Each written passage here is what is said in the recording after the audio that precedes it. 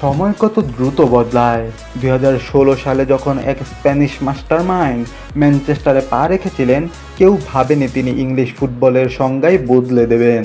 10 বছর, 20টি major trophy এবং অসংখ্য রেকর্ডের পর অবশেষে আজ পেপ গার্দিওলা নিশ্চিত করলেন তিনি ম্যানচেস্টার সিটি ছাড়ছেন। আগামী রোববার অ্যাস্টন ভিলার বিপক্ষে ম্যাচটি হতে যাচ্ছে ইত্তিহাদ স্টেডিয়ামে, তার শেষ ম্যাচ। কেন হুট করে এই বিদায়, আর গার্দিওলার পর কে সামলাবেন সিটির হাল? চলুন বিস্তারিত জানি আজকের এই বিশেষ প্রতিবেদনে। এই 10 বছরে পেপ গার্দিওলা সিটিকে কেবল ট্রফি জেতাননি, তিনি সিটিকে বানিয়েছেন এক অপরাজেয় শক্তি।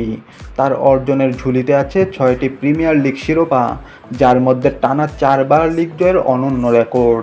এছাড়া 2023 সালের সেই ঐতিহাসিক ট্রেবল এবং সিটির ইতিহাসে প্রথম চ্যাম্পিয়ন্স লিগ জয়।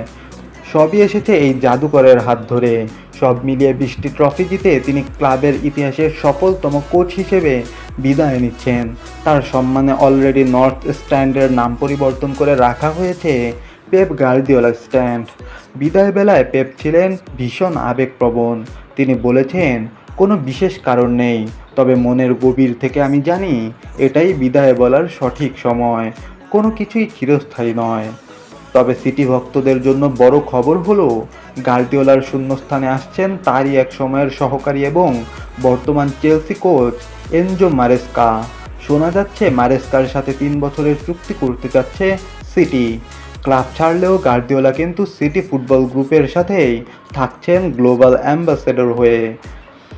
পেপ গার্দিওলার এই 10 বছরের কোচিং ক্যারিয়ারে আপনার সবথেকে প্রিয় মুহূর্ত কোনটি? এনজো মারেস্কা কি পারবেন পেপের এই আকাশচুম্বী সাফল্যের ধারা বজায় রাখতে? কমেন্টে আপনার মতামত জানান।